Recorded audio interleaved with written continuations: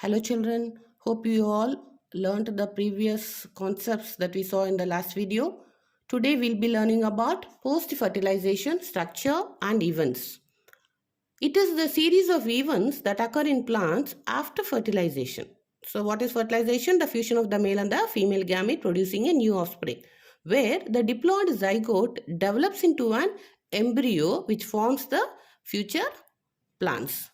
So what are the changes? The changes include the formation of endosperm, embryo development, maturation of ovule into seeds, and ovary leading to development of fruits, and all these are collectively termed as post-fertilization events. So I'm repeating. So what are the changes observed after fertilization? Diploid zygote is formed. The endosperm cells serve as a source of nutrition for the developing embryo. The ovules become the seed and the ovary becomes the fruit. So these are the changes that happen after fertilization. Now, coming to the developmental stages that occur. So, both the endosperm as well as the embryo, they develop. The endosperm, as we have learnt, it develops prior to embryo because it is the source of nutrition for the developing embryo. So, it develops first.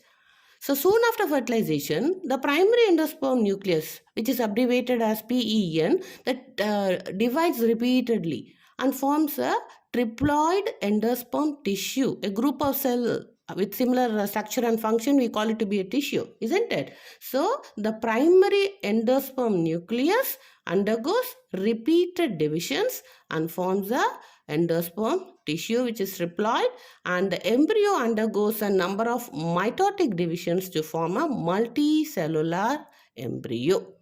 Yes, so based on the formation of the cell wall, the endosperms are broadly classified into three types.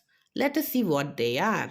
So endosperms are of three types. They are nuclear endosperm, cellular endosperm, and helobial endosperm. So what is nuclear endosperm? How is it formed? Most commonly, the primary endosperm nucleus undergoes repeated, that is successive nuclear divisions. The nucleus divides repeatedly, but it is not followed by cytokinesis. That is, the cytoplasm doesn't divide. So, as a result, many free nuclei are formed. The nucleus undergoes nuclear division without cytokinesis, producing many free nuclei. At this stage, the endosperm development is called free nuclear endosperm. At this stage, it is called as free nuclear endosperm. The second type is cellular endosperm. In this type of development, division of primary endosperm nucleus is followed by cytokinesis, and it results in producing two cells. What do you call them? The chalazal chamber, the micropylar chamber. See, when we learnt about ovary also, we learnt them to be the micropylar end and the chalazal end. Here, you call it to be the chalazal chamber and the micropylar chamber. So, you have two cells here, and the next one is helobial endosperm. In this kind of endosperm, which is very common in monocots, the first division is similar to cellular type, where you have a large micropylar chamber and a small chalazal chamber or cell formed. Later, the micropylar cell alone divides, similar to nuclear endosperm. This is an intermediate kind of endosperm which shows the features of both the nuclear as well as cellular endosperm. Is it clear, children? So, endosperm types, they are broadly classified into three types: nuclear endosperm, cellular endosperm, and helobial endosperm. Now, let us see one example, that is the endosperm of coconut. It exhibits the characteristics of both endosperms, namely cellular endosperm as well as nuclear endosperm. The coconut water from tender coconut is nothing but free nuclear endosperm. The coconut water which we drink, isn't it? That is free nuclear endosperm. and the surrounding, as it matures, it forms the kernel, the surrounding white kernel, that is cellular endosperm. So the coconut water in the tender coconut is free nuclear endosperm, and the surrounding white kernel is the cellular endosperm. In some plants, the endosperm may be either completely consumed by the developing embryo. As the embryo develops, it needs nutrition, isn't it, for its development. So this endosperm, which carries the stored food materials as carbohydrates, lipids, protein, all these will be consumed by the embryo, as in peas, groundnut, beans, etc. before the seed matures.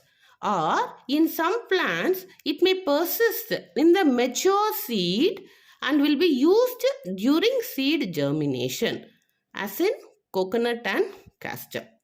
So in certain plants, this endosperm may be fully consumed before the development, before the germination of the seed. But in certain others, the endosperm may still persist even after the maturation of the seed, and during seed germination, this will be consumed. Is it clear?